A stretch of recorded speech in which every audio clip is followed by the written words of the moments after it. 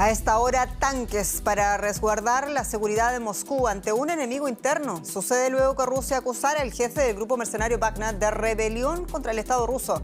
El jefe de Wagner, Prigozhin, acusó al ejército ruso de bombardear sus campamentos en la retaguardia en el este de Ucrania y aseguró que sus mercenarios cruzaron la frontera rusa y están entrando en la región de Rostov. Soy Jenny Pérez, aquí en Berlín para Deutsche Welle. Destacamos las denuncias del jefe de los mercenarios rusos Wagner, Yevgeny Prigozhin, desencadena un aparente quiebre con el gobierno ruso al acusar a los comandantes militares de mentir sobre la guerra en Ucrania.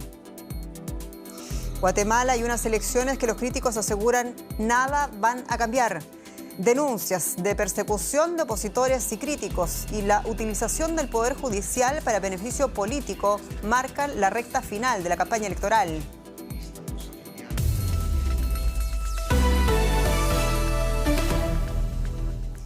Los servicios de seguridad rusos han ordenado la captura de Yevgeny Prigozhin, según informan agencias de noticias locales.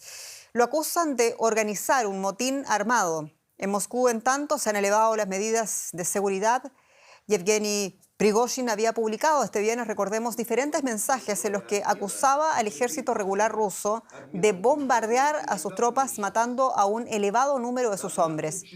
Prigozhin asegura que se ordenó ocultar incluso en una morgue de Moscú los cuerpos de unos 2.000 de sus soldados.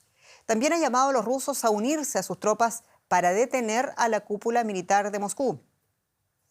En sus mensajes, Prigozhin sostiene que la invasión de Ucrania se ordenó basándose en mentiras. Escuchemos. El Ministerio de Defensa está intentando engañar a la gente y al presidente, contando una historia sobre una supuesta loca agresión de Ucrania, que junto a toda la OTAN estaban planeando atacarnos. La denominada Operación Especial del 24 de febrero comenzó por otros motivos. Y sobre las causas y las posibles implicancias de esta crisis, consultamos más temprano a nuestro colega Konstantin Egat, experto en cuestiones rusas. Escuchemos. Esto es algo que nunca esperaba ver en mis 59 años de vida. Incluso la televisión estatal ha confirmado que hay una crisis, que hay una rebelión. Putin es el jefe de Estado y comandante en jefe, y debería aparecer en la televisión y decirle algo a las tropas, a los servicios secretos y, lo que es más importante, a los rusos. Si no lo hace pronto, luciría muy extraño, sería visto como debilidad. Y creo que tendría efectos a largo plazo en el régimen de Putin, sin importar cuál sea el desenlace de esta crisis en particular, incluso si este régimen sobrevive esta crisis. Es una señal de una gran crisis y el nombre de esta señal es Yevgeny Prigozhin y sus videos.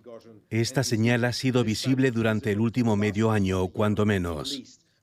Si se me permite, comparable al rol que Grigori Rasputin jugó en los últimos años del régimen de los zares.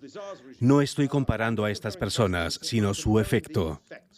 Prigozhin es alguien que para la mayoría de los rusos y la mayoría de la burocracia rusa, que es mucho más importante, rompe las estructuras, sale de la nada y de pronto castiga al ministro de Defensa. Castiga y acusa al jefe del Estado Mayor y básicamente incluso amenaza a Putin. Nuestro analista político Isaac Rígico nos acompaña aquí en el estudio para ampliar la perspectiva de estos hechos inquietantes en Moscú. Isaac, saludos y por favor, para comprender mejor lo que está sucediendo, recordemos quién es Prigozhin, de dónde salió y por qué llegó a concentrar tanto poder. Bueno, yo creo que a Prigozhin se le puede definir como un producto típico del putinismo. No es un oligarca que surgió en los años 90, hizo dinero, consiguió poder en esos años de la transición de la caída de la Unión Soviética a esa época, breve época democrática. Él hizo poder en San Petersburgo, que es la ciudad de Putin. Es otra de las características de Prigozhin, que es cercano a Putin, acumuló ese poder por su cercanía con Putin, un personaje de reputación también dudosa, tuvo un pasado criminal de joven. Y hizo riqueza sobre todo como un empresario gastronómico, ¿no? A partir de los años ya, en esta década pasada, se pasó al negocio de las milicias privadas. Fundó una milicia privada muy grande, como un oligarca con mucho dinero, que es el Grupo Wagner, que es la milicia paramilitar más famosa que combate en Ucrania ahora. Hay muchos grupos paramilitares peleando ahí, pero el Wagner es el más grande. Por un lado, porque es el más grande, el más fuerte, y por otro, por el liderazgo de Prigozhin, que es una persona díscola y que se ha caracterizado por este enfrentamiento abierto que tiene desde hace varios meses con la cúpula militar, ¿no? Un pulso, un tira y afloja, un pulso de poder con la cúpula militar, el Ministerio de Defensa y el jefe del Estado Mayor, ¿no? Y es algo que parece que ha estado hasta ahora tolerado por Putin. Se especula que es porque Putin utiliza esa rivalidad para sacar provecho y poner presión en las Fuerzas Armadas en Ucrania también. ¿Puede esta crisis hundir los planes rusos en la línea de defensa en el este de Ucrania? Bueno, creo que es muy temprano para decirlo definitivamente. Si uno ve una posibilidad que no se puede descartar incluso en tiempos de guerra y con los antecedentes de Putin, es que sea una maniobra de distracción, ¿no? Que simplemente estén fingiendo una disputa interna para distraer a Ucrania, ¿no? Es una posibilidad, no creo que sea, creo que es una disputa real, ¿no? Una posibilidad más, digamos, más conservadora sería que a Prigozhin lo detengan y le quiten poder porque atravesó una línea roja, algo que Putin es una línea roja de Putin, que ya se fue demasiado allá. Eso obviamente debilitaría al frente a las fuerzas rusas, porque perder a Prigozhin y perder al Grupo Wagner obviamente debilita la fuerza. El ejército ruso es mucho más grande, tiene mucho más recursos, pero el Grupo Wagner ha estado haciendo bastante el trabajo sucio en el frente, así que creo que sí, obviamente eso debilitaría a las fuerzas rusas en el frente, ¿no? También hay que ver si las fuerzas de Wagner se incorporan, como parece que quiere el Ministerio de Defensa, simplemente incorporar y tomar todas esas fuerzas del Grupo Wagner, incorporarlas al ejército y sacarse de encima a Prigozhin, que es un personaje molesto. Ese también podría ser un escenario y eso debilitaría menos a las fuerzas rusas en el frente, si es el caso. Pero bueno, eso lo veremos en estos días, estas semanas. Muy breve, ¿y esta investigación que ha ordenado es una investigación también para dar una señal interna de que las cosas están, pese a todo, bajo el control del Estado ruso? Yo creo que se debe interpretar como una señal de que Prigozhin fue más allá. Él hasta ahora se dice que todas las cosas que hace, ese enfrentamiento abierto con los líderes de la cúpula militar, lo ha hecho porque tenía el visto bueno de Putin, porque Putin le permitía hacer eso, por eso es lo que hablábamos, porque a él le viene bien esa rivalidad. Pero yo creo que esto se puede interpretar como que él cruzó una línea roja y se fue muy allá, se excedió demasiado. Bueno, también en los ojos de la opinión pública rusa muestra debilidad. Putin mismo, si hay un líder militar díscolo que está constantemente criticando a las Fuerzas Armadas y también a él indirectamente, ¿no? Entonces creo que es una señal de que ha cruzado una línea roja y que lo van a parar. Isaac Rijo, como siempre, un gusto hablar contigo. Lo mismo. Y rápidamente lo que está sucediendo en Guatemala. Este país va a las urnas este domingo para escoger al próximo jefe o jefa de gobierno, pero el proceso electoral está lejos de ser normal para los críticos, incluso legalmente aceptable. Denuncian una implacable persecución contra los candidatos opositores al actual orden de cosas, a la élite política, a la élite empresarial del país centroamericano. Y miran incluso la figura del todavía presidente, el conservador Alejandro Yamatei, quien, tildado de autoritario, es reprobado por hasta el 75% de los guatemaltecos. Son más de 20 las candidatas y candidatos que esperan tomar el relevo al derechista Alejandro Yamatei, en un país donde la reelección está prohibida por la Constitución y donde los sondeos relegan al candidato oficialista al cuarto lugar. De cumplirse los pronósticos, ninguno de ellos logrará convencer a más del 50% de los votantes, por lo que habrá balotaje el próximo 20 de agosto. La ex primera dama socialdemócrata Sandra Torres encabeza las encuestas, que auguran casi el 15% de votos nulos. 6 de cada 10 guatemaltecos son pobres y vamos a erradicar la pobreza en nuestro país con empleo, con programas sociales y con seguridad. La pobreza y la seguridad son, sin duda, dos de los grandes retos que deberá afrontar el futuro presidente de uno de los países más desiguales, que además triplica la tasa de homicidios del promedio mundial según la ONU. Por tanto, no sorprende que este tema haya calado también en el discurso del exdiplomático centrista Edmond Mulet, al que las encuestas sitúan en segundo lugar. Y a donde yo voy, comunidades, barrios, aldeas, a donde yo voy, zonas de la capital, Toda la gente me lo pide. Saque al ejército a la calle, saque al ejército a la calle, y lo vamos a hacer. La hija del fallecido exdictador militar Efraín Ríos Montt, condenado por genocidio y crímenes contra la humanidad en 2013, se sitúa tercera en la contienda. Antes de que mi padre partiera, me dijo, Suri, si algún día Dios te da la oportunidad de servir a Guatemala, hazlo con amor. Ninguno de los candidatos con más posibilidades de llegar a la recta final promueve el avance en temas sociales, que, como el matrimonio igualitario o el aborto, están a la orden del día en otros países de la región. La campaña se ha visto ensombrecida por las críticas al Tribunal Supremo Electoral y a la justicia del país, tras la exclusión de 3 candidatos, incluido el empresario Carlos Pineda, quien lideraba las encuestas hace un mes. Varias ONGs han alzado sus voces ante lo que consideran un creciente control político de las instituciones del Estado, con el fin de mantener otra de las lacras del país, la corrupción y la impunidad. Corrupción e impunidad, flagelos que conocen muy bien nuestro siguiente invitado del programa. Me refiero al exdirector de la Fiscalía Especial contra la Impunidad de Guatemala, el señor Juan Francisco Sandoval, que nos recibe desde Washington. Señor Sandoval, bienvenido. Y comienzo preguntándole, Guatemala se presta a escoger a un nuevo presidente o presidenta, pero ¿en qué pie queda la madre de todas las batallas, la lucha contra la corrupción y la impunidad, que le cuesta millones de dólares a las arcas fiscales del país? ¿Hay alguno de los candidatos que vaya a ocuparse de este tema? Muchísimas gracias por el espacio. En realidad, la lucha contra la corrupción y la impunidad no ha sido atendida por ninguno de los contendientes en esta etapa de elecciones en el país, salvo algunos candidatos que no tienen las mayores posibilidades. En la nota ustedes presentaban las 3 principales candidaturas, pero ellos han desviado el foco de atención, tomando en consideración que las candidaturas que sí podrán correr con posibilidades son aquellas que tienen el soporte o el visto bueno de la élite política que ha sido adversa a la lucha contra la corrupción y la impunidad en mi país. Lucha contra la seguridad sin corrupción es imposible realmente, nos dice eso la experiencia, la historia. Hacemos esta entrevista desde Washington, donde allí usted se ha autoexiliado. ¿Cuál es el panorama para exfuncionarios como ustedes que han sido perseguidos, que han sido criminalizados por su lucha contra la corrupción política e institucional de Guatemala? Se ha profundizado. En este momento somos 36 operadores de justicia en el exilio, 22 periodistas han tenido también que abandonar mi país. Existen 8 exfiscales quienes se encuentran en este momento detenidos en Guatemala, quienes también lucharon en casos de gran corrupción. Está detenido el periodista José Rubén Zamora, activistas sociales han tenido que abandonar mi patria, y en ese sentido, al verificar de que no es prioridad un aspecto fundamental de la democracia, como lo es la justicia, como también lo es la libertad de expresión, no veo que el panorama vaya a mejorar en el próximo tiempo, y sobre todo con las elecciones, que como también fue indicada en la nota que antecedió a mi entrevista, la campaña política se caracterizó por excluir a voces que podrían representar algún cambio en el panorama.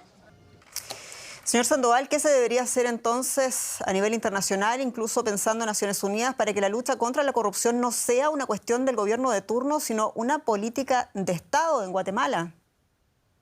Bueno, profundizar los llamados de atención desde la comunidad internacional. Ya el Parlamento Europeo en abril del año anterior emitió una resolución a ese respecto. Las Naciones Unidas, por medio de la Oficina del Alto Comisionado, un grupo de trabajo declaró arbitraria la detención de una de las exfiscales quienes se encuentra hoy detenida. Guatemala también, como parte del sistema interamericano, ha sido incluida en el capítulo 4B, que corresponde a los estados que han violado gravemente y en forma sistemática los derechos humanos, pero las sanciones internacionales deben de ir aumentando, no solo en contra de los actores que pertenecen a la vida política, también en contra de la élite que es la que da soporte a todas las acciones que han debilitado las instituciones en mi país. Exfiscal Sandoval, Juan Francisco Sandoval, muchas gracias por esta entrevista en Washington. Muchas gracias. Y más noticias, la cumbre por el nuevo Pacto Financiero Mundial, iniciativa impulsada por el presidente de Francia, Emmanuel Macron, en París, sumó hoy una contundente crítica, la de su homólogo de Brasil, Luis Ignacio Lula da Silva. Lula se refirió en duros términos a la carta con la que Europa agrega nuevas y mayores exigencias al acuerdo ya ratificado con el Mercosur en el año 2019. De visita en el Palacio del Elíseo, Lula lanzó dudas y críticas a ese documento alcanzado, recordemos, entre los dos socios estratégicos, donde se establecen nuevas y mayores exigencias de protección ambiental y laboral. La cumbre en la capital gala fue convocada para sentar las bases de una nueva arquitectura financiera global centrada en la lucha contra el cambio climático con estándares internacionales. En esa cumbre, además, Lula considera esas nuevas exigencias una amenaza para el acuerdo al limitar, dijo, la capacidad de desarrollo de los países del Cono Sur. Escuchemos a Lula. Yo quiero llegar a un acuerdo con la Unión Europea, pero no es posible. La carta adicional que hizo la Unión Europea no permite llegar a un acuerdo. Vamos a responder a ella, vamos a enviar nuestra respuesta, pero tenemos que empezar a negociar esto. ¿Cómo es posible que se tenga una asociación estratégica con amenazas que se hacen contra socios estratégicos? Vamos a seguir hablando de economía, esta vez con mi colega Juliana González. Muy bienvenida. ¿Qué nos traes, querida? Muchas gracias, Jenny. Es que no solamente está el tema de la arquitectura financiera, sino también el tema de los desperdicios. Y esto es importante porque justamente este 24 de junio se celebra el Día Mundial del Reciclaje, que celebra precisamente esa reutilización de productos viejos. Y este año el movimiento se centra en el reciclaje de alimentos como productos deformes o recortes de carne para evitar precisamente el desperdicio alimentario en el mundo. Esta es la llamada pizza basura. Este restaurante en San Francisco abrió hace un año con una innovación arriesgada, pero los ingredientes no vienen de la basura, sino que son reciclados. Por ejemplo, champiñones de mal aspecto, pimientos deformes, tomates sin color o trozos de carne no utilizados. Están en perfecto estado y suelen ser deliciosos. De otra manera se habrían tirado. Somos un campo de pruebas para que la gente aprenda sobre el desperdicio de alimentos y se familiaricen con la idea de que se pierden toneladas de alimentos en nuestro sistema.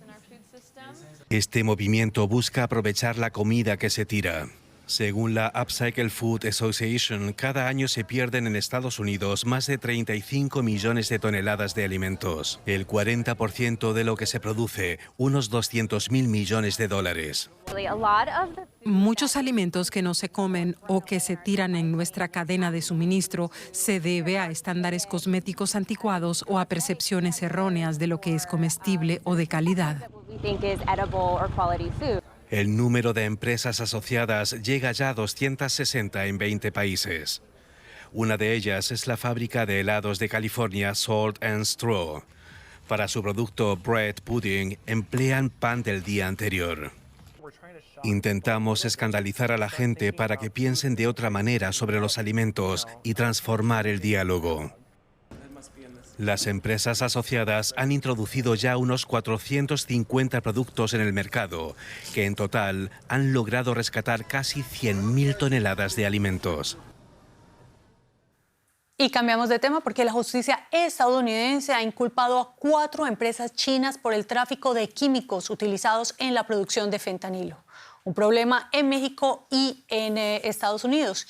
8 personas fueron acusadas, 2 de los cuales han sido detenidos. El Departamento de Justicia de Estados Unidos está tomando serias medidas contra este opiáceo sintético responsable de cientos de miles de muertes por sobredosis en la última década. Esta es la primera vez que la justicia estadounidense acusa a empresas chinas por traficar este tipo de químicos dentro del territorio de los Estados Unidos.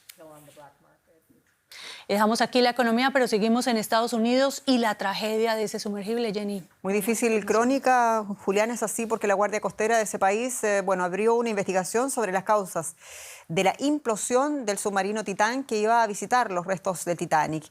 Los 5 pasajeros murieron en ese accidente. Los restos de las naves fueron descubiertos a unos 500 metros del casco del Titanic y hasta ahora hay todo un debate porque varios expertos ya habían expresado en el pasado sus reparos al submarino experimental. En el fondo del océano yacen ahora los restos del Titán a poca distancia de los restos del Titanic. Los fragmentos hallados permiten inferir que el sumergible implosionó a unos 3,5 kilómetros bajo la superficie del mar. La trágica muerte de los 5 tripulantes plantea una serie de preguntas respecto a la seguridad y ética de este tipo de aventuras. El océano es un lugar muy peligroso, no es un patio de recreo. Este tipo de turismo necesita tomar en cuenta el peligro que encierra el océano. Es una bestia inquieta que solo espera que cometas un error para tragarte. Nadie volverá a verte. En segundo lugar, ese no es tan solo el lugar donde hubo un naufragio, es el lugar donde más de 1,000 personas exhalaron su último aliento. Este es su último lugar de descanso, es un cementerio. El hundimiento del Titanic hace 111 años sentó las bases para una nueva normativa de seguridad para los barcos comerciales en alta mar. Desde entonces, todo pasajero debe disponer de un chaleco salvavidas. El Titán nunca contó con una supervisión independiente y, al igual que con el Titanic, muchos dicen que las advertencias fueron ignoradas. Un turista alemán que fue parte de la tripulación en 2021 afirma que el sumergible tenía problemas eléctricos y que perdió uno de sus estabilizadores durante la inmersión. En vista de los problemas que tuvimos en mi viaje, debo decir que todo esto estaba mal pensado. Con todo lo que sabemos ahora, no deberían haber continuado. El desastre del Titán. Algunos esperan que este sea el referente para una nueva normativa que regule la nueva industria para aventureros extremos que no se amilanan ante los peligros. Sospecho que será una industria en expansión. Es posible que se exija una mayor regulación, una mejor comprensión del diseño, construcción y certificación de estos vehículos concebidos para las profundidades. Se trata de un campo relativamente nuevo, con un historial breve en el intento por responder a la demanda del turismo de aguas profundas. Y esta es la primera tragedia de este tipo. El Titán se desplazaba por aguas internacionales, por tanto no debía ceñirse a las regulaciones de un país en particular. La fragmentación en la gobernanza de los océanos podría dificultar la aplicación de esa regulación que algunos reclaman. La OTAN concluyó con éxito las mayores maniobras aéreas de su historia. En el simulacro participaron más de 10.000 soldados de 25 países dirigidos por Alemania. Air Defender 2023, así se llama la operación, ha enfrentado a la Alianza Atlántica con un enemigo imaginario. Las maniobras Air Defender 23 no estaban oficialmente destinadas a la defensa ante un enemigo concreto, aunque la OTAN quería demostrar que puede ganar cualquier guerra para evitar tener que librar una. Un ataque fuerte es la mejor defensa, lo mejor es llegar a una solución pacífica, pero estamos listos para ser activados. El ejercicio simuló una respuesta colectiva a un ataque en territorio de la OTAN. Reunió a 10.000 participantes de 25 países en el mayor ejercicio aéreo de la historia de la alianza. La planificación comenzó hace 4 años. Lo que entonces parecía una situación hipotética se hizo más real con la invasión de Ucrania.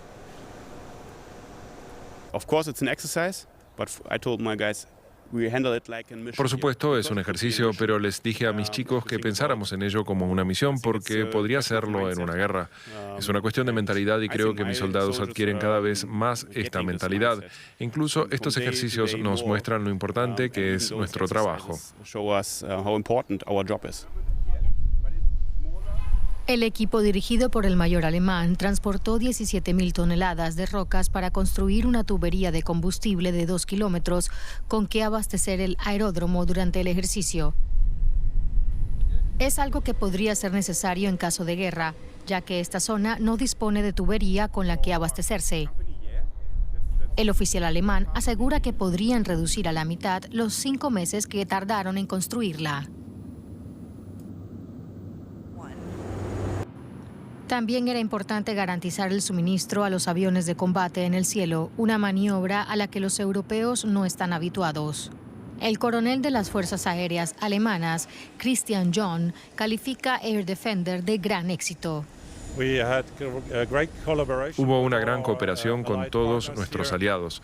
Todos los procedimientos que empleamos funcionan a la perfección. Si echamos la vista atrás, ha sido un ejercicio perfecto aquí en el corazón de Europa. Sin embargo, para otros oficiales, no todo funcionó a la perfección. Siempre hay fallos cuando 25 países diferentes intentan integrarse, pero se cumplió el objetivo principal, lanzar un mensaje a posibles adversarios. Como dijo el canciller la semana pasada, si te metes con uno de nosotros, te metes con todos. Probablemente no sea buena idea llamar a nuestra puerta. Las lecciones aprendidas en el Air Defender 23 se recogerán en un informe, aunque las conclusiones permanecerán en secreto. Alemania haciendo frente a su mayor desafío migratorio, ser destino preferencial de migrantes cualificados que sepan su idioma. Hospitales, centros de atención al cliente, departamentos de informática, las empresas artesanales, las escuelas.